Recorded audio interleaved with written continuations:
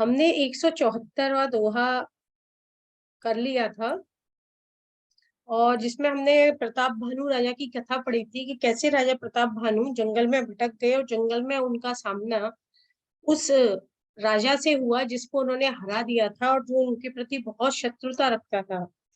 वह कपट मुनि के रूप में उनसे मिला। उसने अपना असली परिचय नहीं दिया और उसने कहा कि मेरा नाम एक तनु है और जब से सृष्टि बनी है तब से ही मैं यहाँ पर हूँ और सृष्टि के आरंभ से मैं आज तक किसी शहर में नहीं गया और सब तेरे बारे में मैं जानता हूँ। और उसने राजा को पूरी तरह अपने विश्वास में लिया और राजा जब पूरी तरह उससे समर्पित हो गया उसके प्रति, तो उसने राजा से कहा कि तुम मुझसे वरदान मांगो। राजा प्रताप भानु ने उससे वरदान मांगा कि मेरा निष्कंटक राज्य बना रहे। सारा वरदान देने के लिए उसने कहा सब कोई तो तुझसे ऑलरेडी खुश है, प्रसन्न है, एक तू बस जो महिषुर ब्राह्मण है इनको तू प्रसन्न कर ले तो देख तेरा कोई कुछ नहीं बिगाड़ सकता, क्योंकि सारी शक्ति, सारा ज्ञान, सारी सामर्थ्य ब्राह्मण के हाथ में है और ब्रह्म बल के आगे, विप्र बल के आगे क्षत्रिय बल नहीं टिकता। तो तू विप्रों को खुश कर ले। और उसके बाद उसने कहा कि मैं तेरे यहाँ पे आऊंगा और तू मुझे पहचानना और मैं तेरे लिए ऐसी व्यवस्था करूंगा कि ब्राह्मण खाके और तुझसे प्रसन्न होंगे, प्रसन्न होकर तुझे अखंड राज्य मिलेगा। राजा उसकी बातों में आ गया। राजा को उसने अपने एक मित्र, जो उसका मित्र था वो भी राक्षस था जिसके परिवार को मारा था प्रताप भानु ने, तो दोनों शत्रु मिल गए थे राजा के विरुद्ध। उस राक्षस के द्वारा उसने सोते में ही राजा को नगर में पहुंचा दिया, उसके महल में पहुंचा दिया और राजा उसके पूरी तरह प्रभाव में आ गया। उसके मंत्री की जगह, उसके पुरोहित की जगह पर वह राक्षस वहां पर रहने लगा। और बाद में उसने ऐसा भोजन बनाया ब्राह्मणों के लिए जिसमें उसने मानव का मांस, ब्राह्मण का मांस मिला दिया।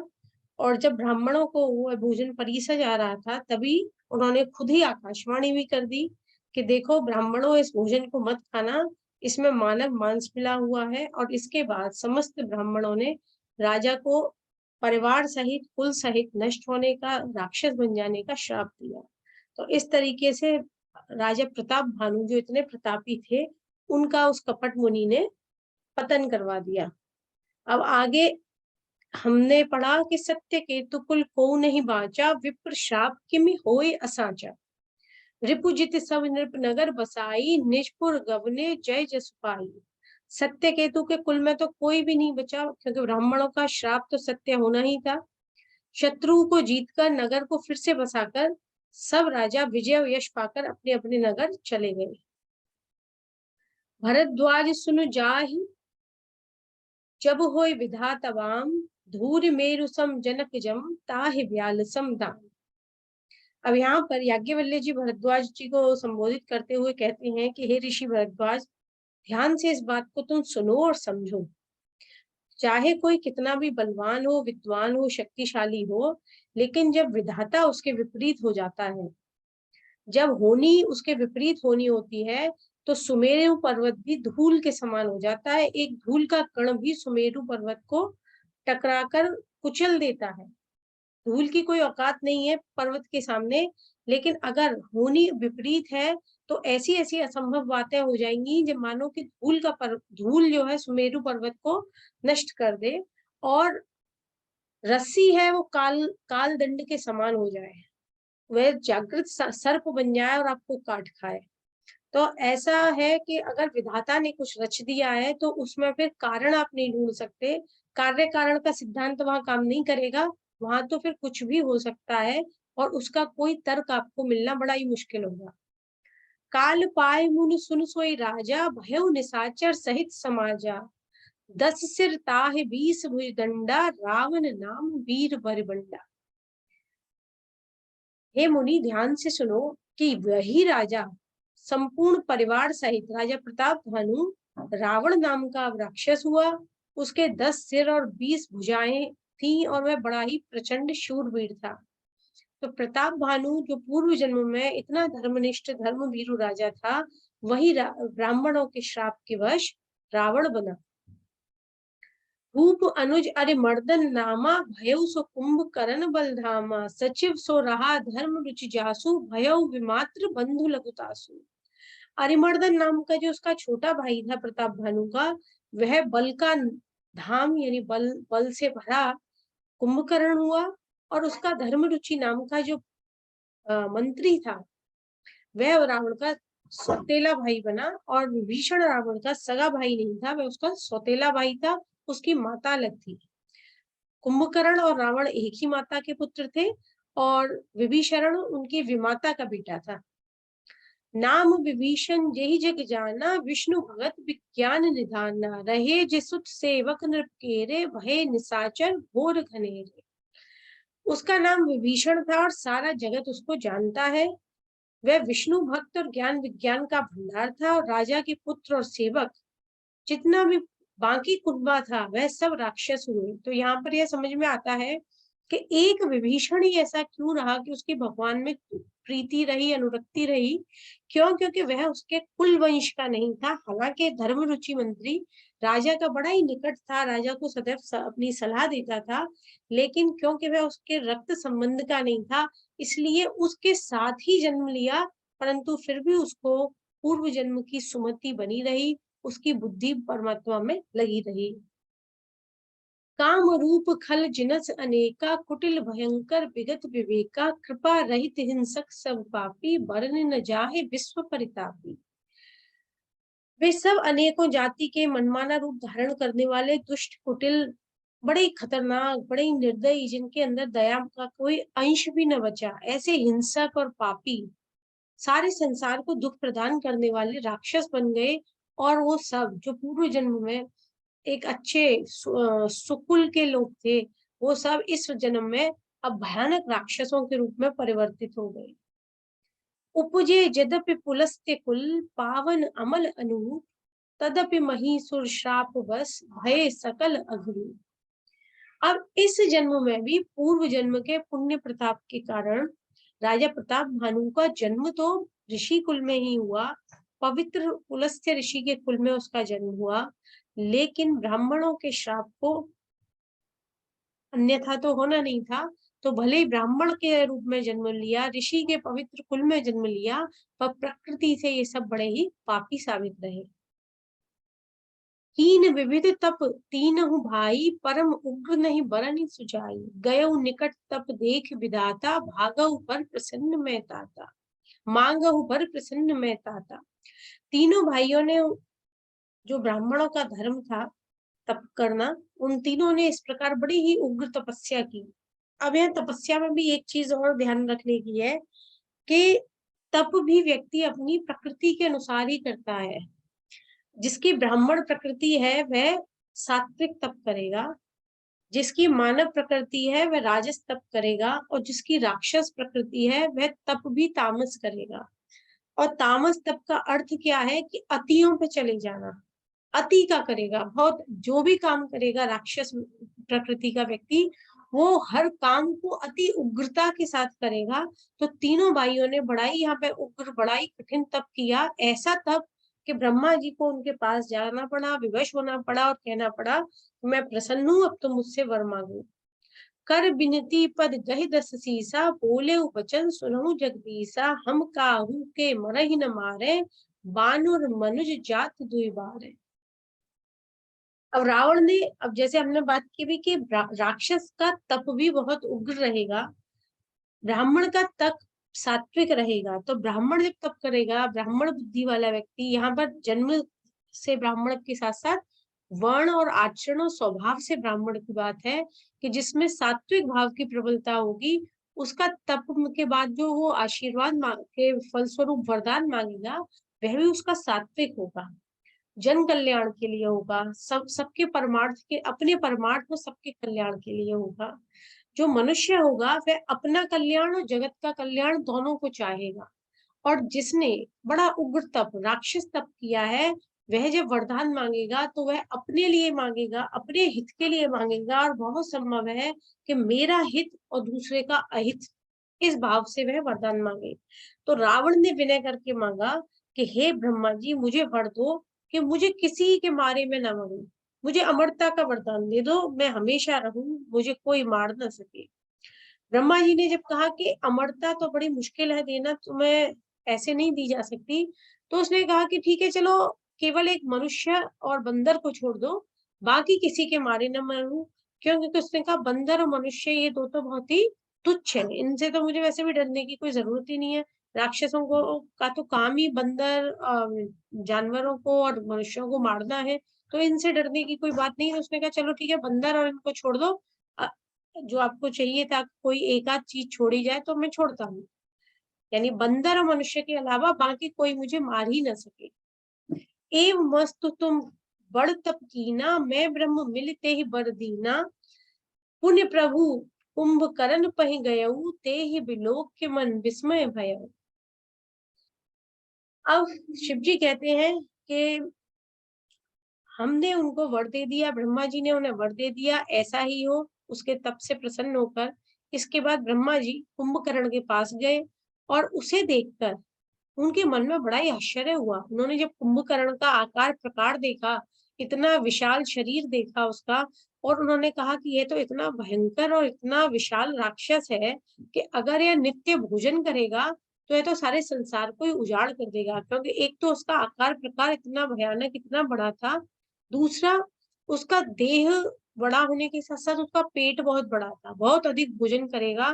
तो ब्रह्मा जी को बड़ी चिंता हुई, अगर ये नित्य भोजन खाएगा तो जरूर संसार को नष्ट कर देगा, पूरा संसार उजड़ जाएगा इसके भोजन करने से। सारद प्रेरिता सुमति फेरी, मांगे से नींद मास शटकेरी। तो ब्रह्मा जी ने उसी वक्त सरस्वती जी का ध्यान किया कि मैं इसे वरदान देने तो आ गया, अब जरा आप इसकी बुद्धि को फेर दीजिए। और सरस्वती जी ने ऐसी प्रेरणा करी कि जब उसे वरदान मांगना था तो उसने कहा कि प्रभु मुझे तो आप 6 महीने सोने का वरदान दीजिए। ब्रह्मा जी ने एवमस्तु कहा और बड़े प्रसन्न हुए कि कम से कम 6 महीने यह सोता रहेगा। गए विभीषण पास पुनि, कहे पुत्र बर मांग, ते ही मांगे भगवंत पद, कमल अमल अनुराग। इसके बाद ब्रह्मा जी विभीषण के पास गए और बोले, हे पुत्र, अब तुम वर मांगो। और विभीषण ने कहा कि हे प्रभु मुझे और कुछ नहीं, मुझे सिर्फ परमात्मा में, श्री हरि में निष्काम और अनन्य भक्ति, निर्मल प्रेम दीजिए। तो आप ये देखिए, तपस्या तीनों भाइयों ने की, और यहाँ पर तीनों भाई तीन अलग अलग तत्वों का प्रतीक है। यहाँ विभीषण सत्व का प्रतीक है, कुंभकर्ण तम का प्रतीक है, तम सोते रहना, आलस्य करना, और रावण रज का प्रतीक है, अहंकार का प्रतीक है। मैं सबसे बड़ा जो गुण है उसका, वह मैं। तिनहि देहि पर ब्रह्म सिधाए, हर्षित ते अपने ग्रह आए। मैं तनुजा मंदोदरी नामा, परम सुंदरी नारी ललामा। तीनों भाइयों को वर देकर ब्रह्मा जी तो चले गए और तीनों भाई बड़े प्रसन्न होकर अपने घर में लौट आए। वहां मय दानव की जो पुत्री थी मंदोदरी नाम की, परम सुंदरी और स्त्रियों की शिरोमणि कन्या थी, उसको रावण को उसका रावण से ब्याह करने की तैयारियां होने लगी। सोई मैं दीन ही रावण ही आई, हो ही जात धान्य पति जानी। सोई मैं दीन ही रावण ही आनी, हो ही जात धान्य पति जानी। हर्षित भयउ नारी बलि पाई, पुनि दो बंधु बिहाई सिजाई। अब जब रावण आया तो उसकी कीर्ति चारों तरफ फैल गई। तप करने के बाद आ रहा है, ब्रह्मा जी से वरदान लेकर आ रहा है, और मय दानव को समझ में आ गया कि यह इतना बलशाली राक्षस है कि अब इसी को राजा बनना होगा राक्षसों का। तो उसने, मय दानव ने अपनी बेटी को आकर समर्पित किया रावण को। रावण भी ऐसी सुंदर और अच्छी स्त्री पाकर बड़ा प्रसन्न हुआ, और उसके बाद उसके दोनों भाइयों का भी विवाह हुआ। इस प्रकार तीनों भाइयों का तप हुआ, शक्ति प्राप्त हुई, और उसके बाद उन तीनों भाइयों ने विवाह किया। गिरि त्रिकूट एक सिंधु मझारी, विधि निर्मित दुर्गम अति भारी। सोई मय दानव बहुरि सवारा, कनक रचित मणि भवन अपारा। आज समुद्र के बीच में त्रिकूट नामक पर्वत पर ब्रह्मा ने एक बड़ा भारी किला बनाया था। और मय दानव की जो विशेषता है, वह मायावी भवन बनाने के लिए विख्यात है। देवताओं में विश्वकर्मा और राक्षसों में मय दानव, ये इनके वास्तुशिल्पी हैं, वास्तुकार हैं। और मय दानव की विशेषता ही थी बड़े सुंदर और मायावी भवन बनाने के लिए।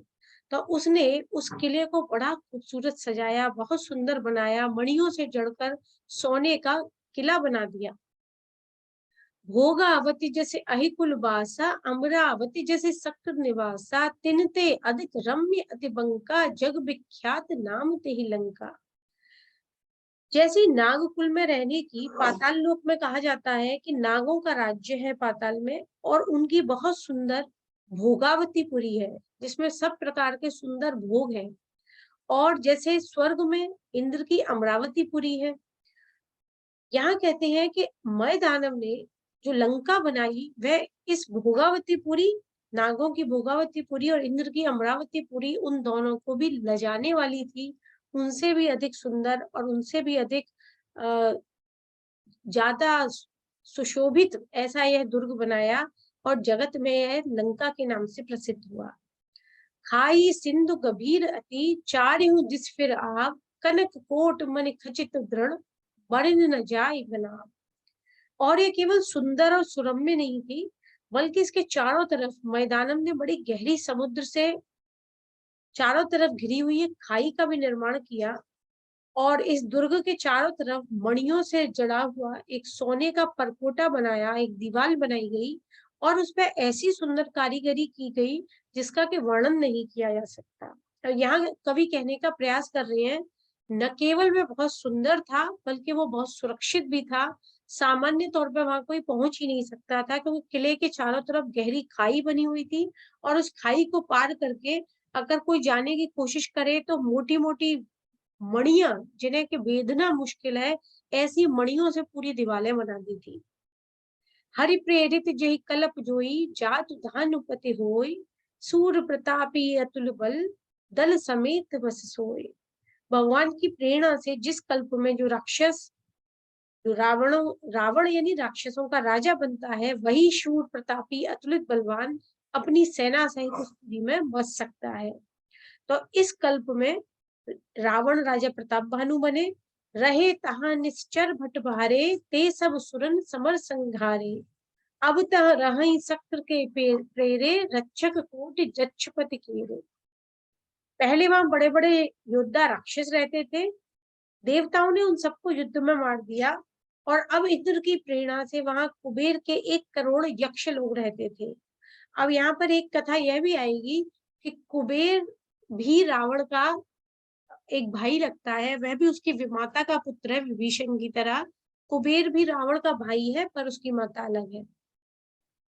अब यहाँ बड़े बड़े राक्षसों को मारकर देवताओं ने एक बार इसको जीत लिया था पहले, और कुबेर अपने 1 करोड़ यक्षों के साथ यहाँ पर रहते थे। 10 मुख कतहु खबर सिपाही, सेन साज गण घेरे से जाई, देख बिकट भट बड़ कटकाई, जच्छ जीव ले गए पर। जैसे ही रावण को पता चला कि यहाँ पर कुबेर अपने यक्षों के साथ रहता है, तो वह अपनी सेना सजाकर उसने उस किले को घेरा। बड़े विकट योद्धा और उसकी बड़ी सेना को देखकर यक्ष भाग गई, क्योंकि यक्षों का काम युद्ध करना नहीं होता। यक्ष देवताओं की ही एक उपजाति है, और ये नाचने गाने में प्रवीण होते हैं, पर इनका काम युद्ध में बहुत ज्यादा भाग लेना नहीं होता। तो ये तो रावण की भयानक सेना को देखकर वैसे ही भाग गए। फिर सब नगर दसानन देखा, गयो सोच सुख भयउ विशेषा, सुंदर सहज अगम अनुमानी, कीन तहां रावण रजधानी। रावण ने घूम घूम के सारा नगर देखा, यक्ष भाग चुके थे। अब उसकी ये चिंता मिट गई कि हम कहाँ बसे। उसे बड़ा ये नगरी पसंद आई, और उसने बाहर वालों से इसे पूरी तरह सुरक्षित माना, इसे अपनी राजधानी बनाया, और अपने समस्त राक्षस कुल के साथ यहाँ पर रहने का निश्चय किया। यही जिस जोग बांट ग्रह दीने, सुखी सकल रजनीचर कीने, एक बार कुबेर पर धावा, पुष्पक जान जीत ले आवा। अब रावण ने सारे राक्षसों को उनके पद, उनकी योग्यता के अनुसार घर दिए। सब राक्षस वहां सुखी होकर रहने लगे। अब रावण को एक बात और पता चली कि मेरे सौतेले भाई कुबेर के पास एक विमान है जिसका नाम पुष्पक है, और जो वायु में गति कर सकता है। तो रावण ने पुनः कुबेर पर आक्रमण किया और उससे पुष्पक विमान भी छीन लिया। कौतुक कहीं कैलाश पुनी, लीने से जाय उठाए, मनहु तौल निज बाहुबल, चला बहुत सुख पाए। और एक बार तो उसे ऐसा कौतुक हुआ कि उसने खिलवाड़ करते हुए भगवान शिव के, भोलेनाथ के आवास कैलाश पर्वत को ही अपनी भुजाओं पर उठा लिया, और फिर देखा कि कितना बल है, उसके मन में आया, कौतुकी है ना, राजस तत्व है। राजस तत्व की मुख्य विशेषता होती है कि वो कुछ न कुछ खुराफात करता रहेगा, तामसी आलस्य में पड़ा रहेगा, सात्विकी सोच समझकर विवेक के अनुसार कर्म को करने या न करने का निश्चय करेगा, और राजसी है वो कुछ न कुछ कौतुक, कुछ न कुछ खिलवाड़, कुछ न कुछ अपनी खुराफात करता रहेगा, उसे खाली नहीं बैठा जाएगा। तो रावण राजस का प्रतीक है। तो उसे कुछ न सूझा, उसने कहा कि चलो देखते हैं कैलाश पर्वत उठा सकते हैं या नहीं, और उठाया, अपनी भुजाओं का बल देखा, और अपना अहंकार और भी जैसे ही उसने कैलाश उठाया तो उसका अहंकार और भी बढ़ गया कि देखो मैं तो कैलाश पर्वत भी उठा सकता हूँ, और फिर वहां से चला आया। सुख संपत्ति सुत सैन सहाई, जय प्रताप बल बुद्धि बढ़ाई, नित नूतन सब बाढ़त जाई, जिम प्रति लाभ लोभ अधिकाई। अब सुख संपत्ति, पुत्र, सेना, सहायक, जय प्रताप, बुद्धि, बल और बड़ाई, ये सब उसके रोज रोज बढ़ रहे थे। और जैसे ये बढ़ रहे थे, ऐसे ही उसके अंदर अहंकार बढ़ रहा था। जैसे कि आदमी का जितना लाभ बढ़ता है, जितना ज्यादा जिसके पास आता जाता है, उसका उतना ही लोभ बढ़ता जाता है। ऐसे ही रावण को जैसे जैसे सब कुछ मिलता जा रहा था, वो जीतता जा रहा था, उसका लालच, उसका लोभ भी बढ़ रहा था और उसका अहंकार भी बढ़ रहा था। अति बल कुंभकर्ण अस भ्राता, जेहि कहूँ नहीं प्रतिभट जग जाता, करई प्राण सो वही शठ मासा, जागत हुई तीहु पुर त्रासा। उसके पास ऐसा कुंभकर्ण जैसा भाई था, जिसकी जोड़ का कोई योद्धा ही संसार में नहीं था। वह मदिरा पीकर 6 महीने तो शांति से सोता था, लेकिन जैसे ही वो जागता था, तीनों लोकों में त्राही त्राही मच जाती थी। क्यों मच जाती थी? क्योंकि एक तो वह बहुत विशाल था, और दूसरा भयंकर उसका पेट था। इतना अधिक आहार करता था कि सामान्य तह उसका, उसके भोजन की पूर्ति, उसके पेट को भरना बड़ा मुश्किल था। और रावण उसे परमिशन दे देता था, जा भाई तू खा, तुझे जो खाना है। तो लोग अपनी जान बचा बचा के भागने लगते थे। जो दिन प्रति आहार कर सोई, विश्व बेग सब चौपट होई, समर धीर नहीं जाई बखाना, तेहि सम अमित वीर बलवाना। अगर ये प्रतिदिन भोजन करने लगता, तो विश्व खाली हो जाता, चौपट मच जाती। तो ऐसा सोचकर ही ब्रह्मा जी ने सरस्वती जी का आवाहन करके इसकी बुद्धि पलटवाई थी, ताकि यह नींद मांग ले, तो कम से कम संसार सुरक्षित रहेगा। क्यों? क्योंकि यह अगर खाएगा तो पूरा संसार नष्ट हो जाएगा, फिर कुछ नहीं बचेगा।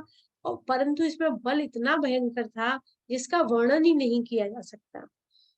और केवल कुंभकर्ण ही नहीं, इसमें कहते हैं 23 अमित वीर बलवाना। एक कुंभकर्ण नहीं, बल्कि असंख्य और भी वीर योद्धा रावण के लिए सदैव अपने प्राण देने को तैयार रहते थे। बारिदनाथ जेठ सुत तासु, भट महु प्रथम लीक जग जासु, जहि न होय रन सन्मुख कोई, सुरपुर नितहि परावन होई। और दूसरा कहते हैं कि यह तो कुंभकर्ण की चर्चा हुई।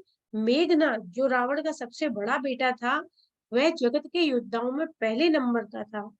संसार में कोई भी ऐसा योद्धा नहीं था जो युद्ध में उसका सामना कर सके। अगर वह स्वर्ग पे भी आक्रमण करता तो भगदड़ मच जाती, उसके ऐसा भय था। इसीलिए उसको एक नाम इंद्रजित भी दिया गया था, क्योंकि उसने रावण के लिए स्वर्ग के राजा इंद्र को पराजित किया था। इसलिए मेघनाथ की एक उपाधि इंद्रजित भी थी।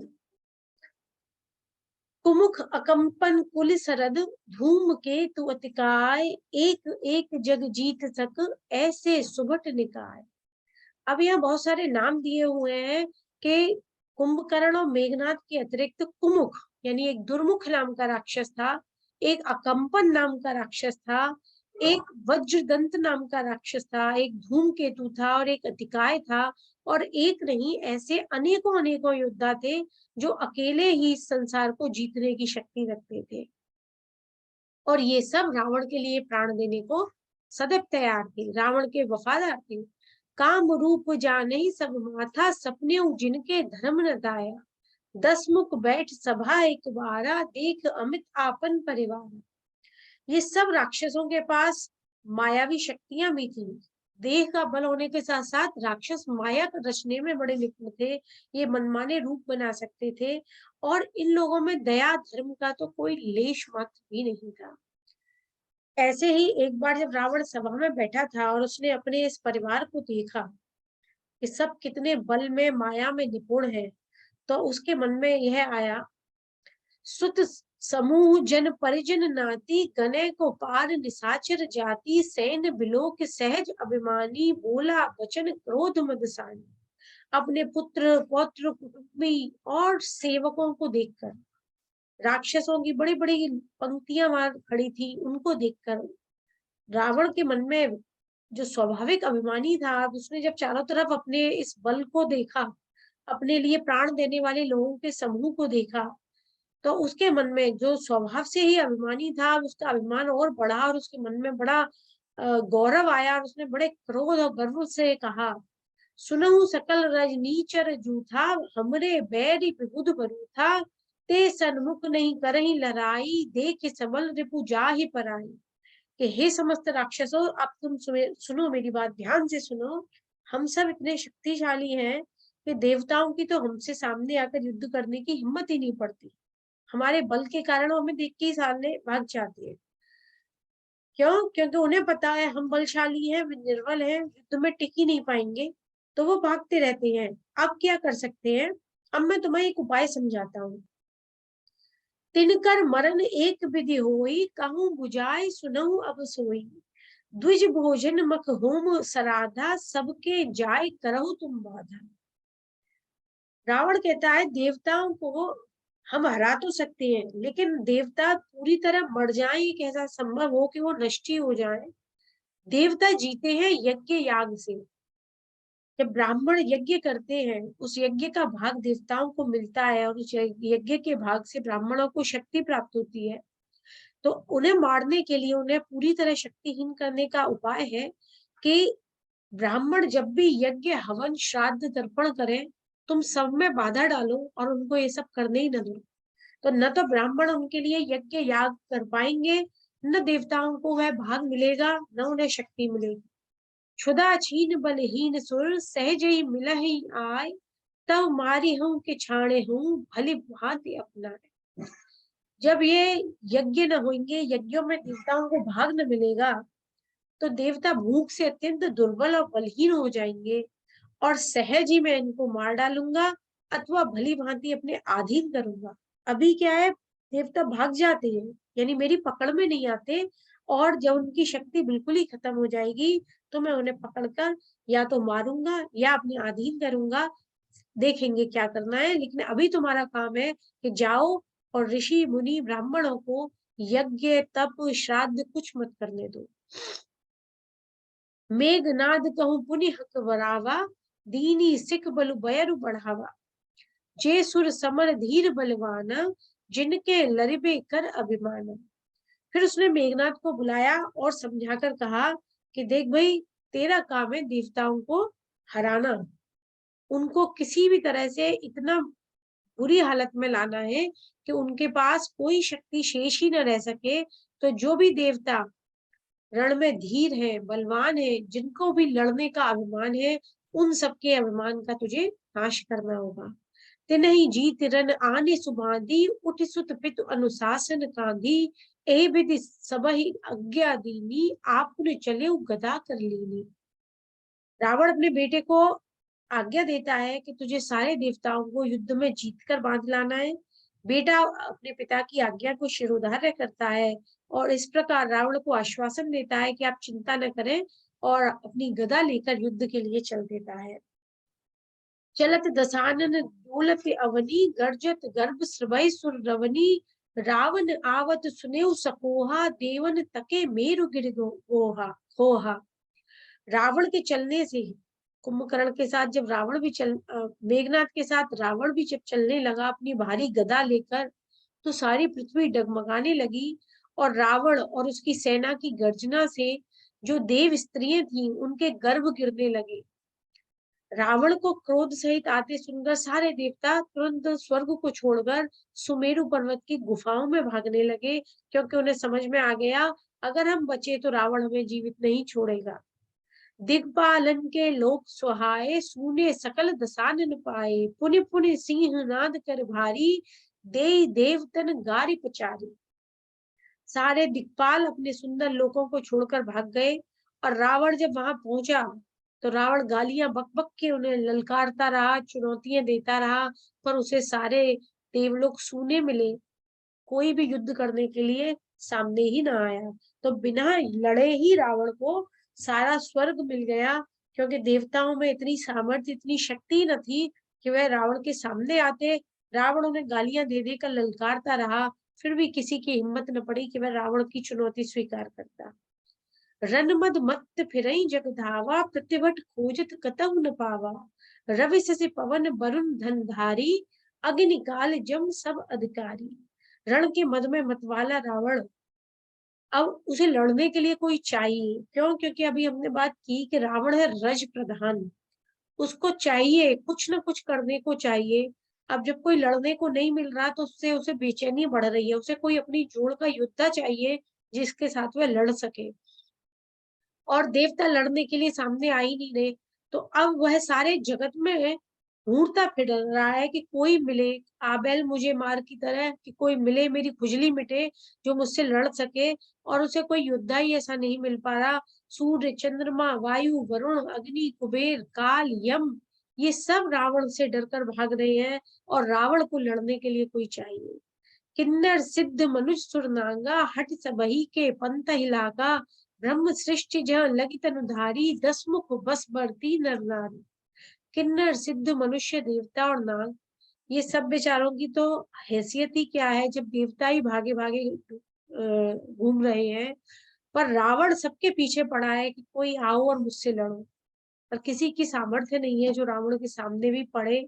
तो सहज ही ब्रह्मा जी की सारी सृष्टि, जिसमें स्त्री पुरुष दैत्य दानव जो भी थे, सब रावण के अपने आप ही अधीन हो गए।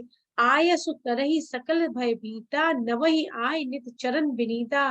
डर के मारे सभी ने कह दिया कि हम तो आपके अधीन है, आपकी आज्ञा का पालन करने को तैयार है।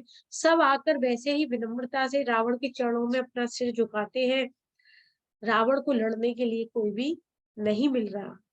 अब हम एक ब्रेक लेते हैं 2 मिनट का, और इसके बाद फिर से आप प्लीज ज्वाइन कीजिएगा। ये थोड़ा सा इसमें जूम में इशू